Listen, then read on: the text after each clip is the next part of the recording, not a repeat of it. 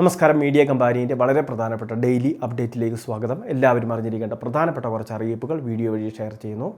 ഏറ്റവും ആദ്യത്തെ പ്രധാന അറിയിപ്പ്, നമ്മളുടെ റേഷൻ കാർഡ് BPLലേക്ക് മാറാൻ താല്പര്യമുള്ളവർക്ക്, അതായത് APL കാർഡിലെ BPL കാർഡിന് അർഹതയുള്ളവരുണ്ടാകും.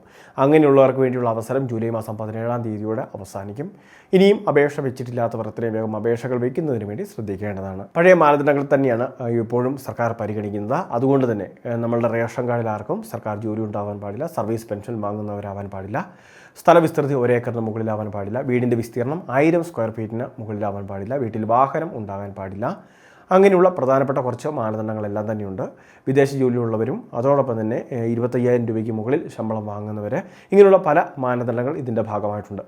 അപ്പോൾ ഈ കാര്യങ്ങളെല്ലാം പാലിക്കുന്നവർക്കാണ്, അതായത് ഇതിലേതെങ്കിലും ഒന്നിൽ വീഴ്ച സംഭവിച്ചാൽ അവർ അപേക്ഷ വയ്ക്കാൻ യോഗ്യതയുള്ളവരല്ല. അപ്പോൾ ഈ അർഹതാ മാനദണ്ഡങ്ങളെല്ലാം പാലിക്കുന്നവർക്ക് നമ്മളുടെ വരുമാന certificate, ration card, BPL certificate, അതോടൊപ്പം മെഡിക്കൽ ബോർഡ് സാക്ഷ്യപത്രങ്ങൾ ഇവയെല്ലാം സഹിതം അപേക്ഷകൾ സമർപ്പിക്കുന്നതിന് വേണ്ടി സാധിക്കുന്നതായിരിക്കും. അടുത്തുള്ള അക്ഷയ കേന്ദ്രങ്ങൾ വഴിയും കോമൺ സർവീസ് സെൻ്ററുകൾ വഴിയും അപേക്ഷകൾ സമർപ്പിക്കാൻ ഇപ്പോൾ സാധിക്കുന്നതാണ്. രണ്ടാമത്തെ മറ്റൊരു പ്രധാനപ്പെട്ട അറിയിപ്പ്, സംസ്ഥാനത്തെ അഭയകിരണം എന്ന് പറയുന്ന പദ്ധതിയിലേക്കുള്ള അപേക്ഷകൾ നടന്നുകൊണ്ടിരിക്കുകയാണ്. നിലവിൽ 50 വയസ്സിന് മുകളിൽ പ്രായമുള്ള വിധവകളെ സംരക്ഷിക്കുന്ന ബന്ധുവിന് പ്രതിമാസം 1000 രൂപ വീതം സഹായം ലഭിക്കുന്ന ഒരു പദ്ധതിയാണിത്. നിലവിൽ ഈ പദ്ധതിയിലേക്ക് അപേക്ഷകൾ സ്വീകരിച്ചുകൊണ്ടിരിക്കുന്നു. പ്രായപൂർത്തിയായ മക്കൾ ഉണ്ടാവാൻ പാടില്ല എന്നൊരു നിയമം കൂടി ഇതിൻ്റെ ഭാഗമായിട്ടുണ്ട്. BPL റേഷൻ കാർഡായിരിക്കണം ഉണ്ടാവേണ്ടത്. ഇനി ഈ ഒരു പദ്ധതിയിലേക്ക് അപേക്ഷ വയ്ക്കുന്നതിന് വേണ്ടി നമുക്ക് അടുത്തുള്ള ഓൺലൈൻ സർവീസ് സെൻ്ററിനെ സമീപിക്കാം.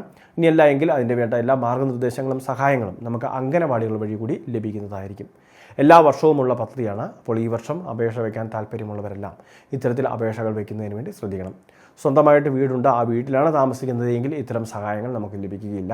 മറ്റാരുടെയെങ്കിലും സംരക്ഷണത്തിലായിരിക്കണം കഴിയേണ്ടത്. മൂന്നാമത്തെ മറ്റൊരു പ്രധാനപ്പെട്ട അറിയിപ്പ്, നമ്മളുടെ സംസ്ഥാനത്തെ കിസാൻ സമ്മാൻ നിധി പദ്ധതിയുമായി ബന്ധപ്പെട്ട് ഇപ്പോൾ ഇലക്ട്രോണിക് KYC, അതായത് KYC എന്ന് പറയുന്ന പുതുക്കൽ നടന്നുകൊണ്ടിരിക്കുകയാണ്. ഒന്നുകൂടി ഇതെല്ലാവരും ഒന്ന് പുതുക്കേണ്ടതായിട്ടുണ്ട്. നമുക്ക് ആനുകൂല്യം മുടങ്ങാതെ ലഭിക്കുന്നതിന് വേണ്ടിയും ആനുകൂല്യം മുടങ്ങിയിട്ടുള്ളവർക്ക് അതെല്ലാം തന്നെ വീണ്ടും ലഭിക്കുന്നതിനൊക്കെ വേണ്ടിയാണ് ഇത്തരം സംവിധാനങ്ങൾ ക്രമീകരിക്കുന്നത്. അടുത്തുള്ള online service centre, common service സെൻ്ററുകളും അതോടൊപ്പം തന്നെ അക്ഷയ കേന്ദ്രങ്ങളും വഴി നമുക്കിത് പൂർത്തിയാക്കുന്നതിന് വേണ്ടി സാധിക്കുന്നതായിരിക്കും.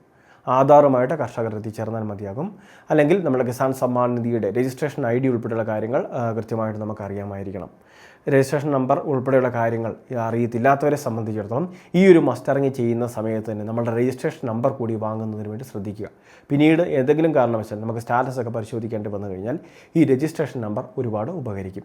വളരെ വേഗം സ്റ്റാറ്റസ് ഉൾപ്പെടെയുള്ള കാര്യങ്ങൾ ചെക്ക് ചെയ്യുന്നതിന് രജിസ്ട്രേഷൻ നമ്പർ സഹായകരമാകുന്നതാണ്. വളരെ പ്രധാനപ്പെട്ട 3 ഇൻഫർമേഷനാണ് വീഡിയോ വഴി ഷെയർ ചെയ്തത്. ഇതുപോലുള്ള വിവിധ അറിയിപ്പുകൾ തുടർന്നും ലഭിക്കാൻ ചാനൽ സബ്സ്ക്രൈബ് ചെയ്യുക, ഫോളോ ചെയ്യുക.